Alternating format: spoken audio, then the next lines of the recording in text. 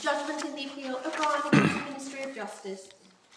This appeal raises questions of European law. These questions have their origins in an EU framework agreement on part-time work, which was concluded in 1997. It was implemented by a Council directive of the same year, which was extended to the United Kingdom in 1998. Directives are binding as to the result to be achieved, leaving only the choice of form and methods to the member state. The directive on part-time work was transposed into UK law by the Part-Time Workers Prevention of Less Favourable Treatment Regulations 2000. In essence, the regulations provide that a part-time worker has the right not to be treated by his employer less favourably than a comparable full-time worker. Recorders are one of several types of part-time judge who are paid a fee for their work rather than a salary. Mr. O'Brien sat as a recorder from the 1st of March 1978 until 31st March 2005. He then claimed to be entitled to a pension in respect of his part-time, non-salaried judicial work. He said that his pension should be paid on the same basis as that paid to former full-time judges who had done the same or similar work. The Department for Constitutional Affairs told him that he was not entitled to a judicial pension for two reasons. The office of recorder was not a qualifying office under the relevant UK legislation, and the regulations did not apply to him because under European law he was an office holder and not a worker.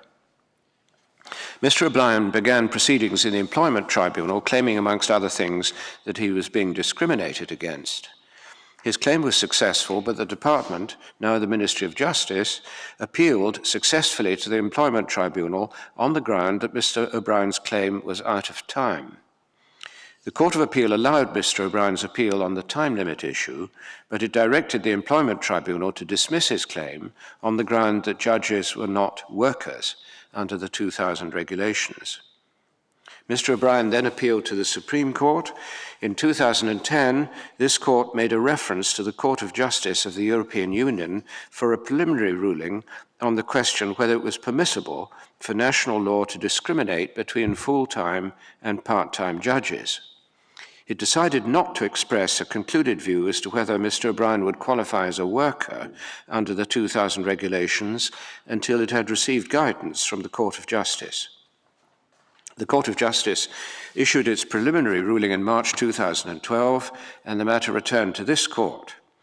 The Supreme Court is obliged, under Section 3, subsection 1 of the European Communities Act 1972, to determine the questions of EU law in accordance with the principles that the Court of Justice has laid down. There are, as a result of the preliminary ruling, two issues before the Supreme Court.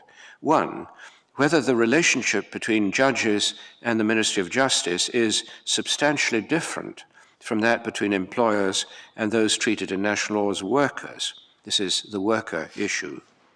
And two, whether the difference in treatment of recorders is comparable to full-time or salaried judges for the purpose of access to the retirement pension scheme, whether it is justified by objective reasons. This is the justification issue. After a hearing in July 2010, the Supreme Court ruled that Mr. O'Brien was a part-time worker within the meaning of the framework agreement. The parties were heard on the objective justification issue in November 2012.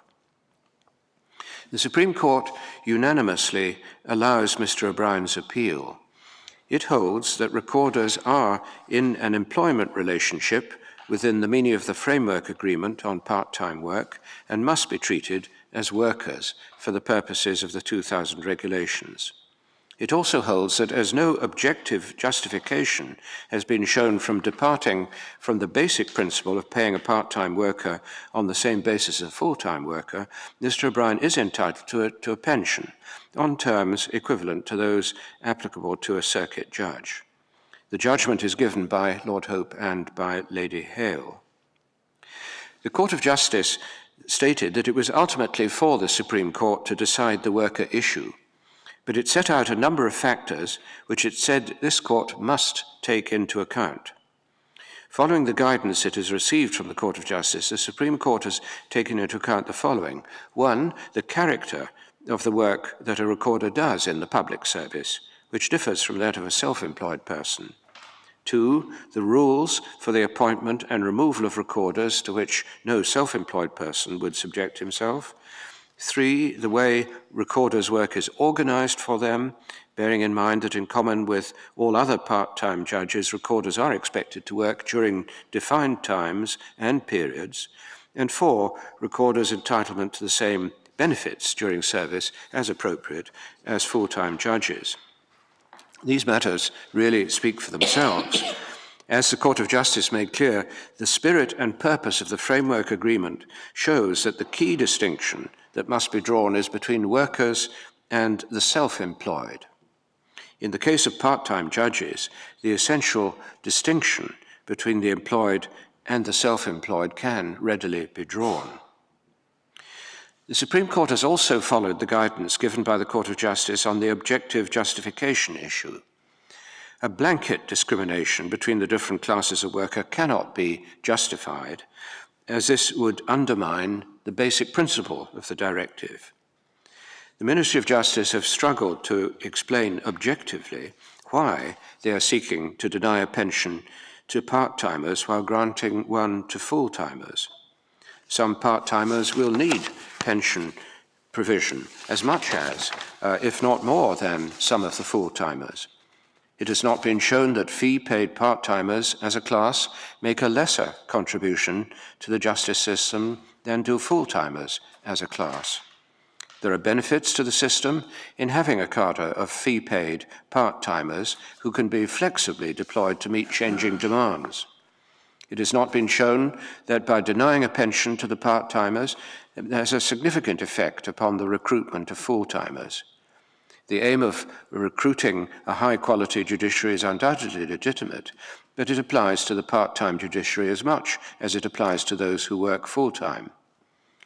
Of course, there is not a bottomless fund of public money available, but the fundamental principles of equal treatment cannot depend upon how much money happens to be available at any one particular time, nor can it depend on how the state chooses to allocate the funds available between the various responsibilities it undertakes. That argument would not avail a private employer, and it should not avail the state in its capacity as an employer. The case will be remitted to the Employment Tribunal for the determination of the amount of the pension to which Mr. O'Brien is entitled. The Court will now adjourn.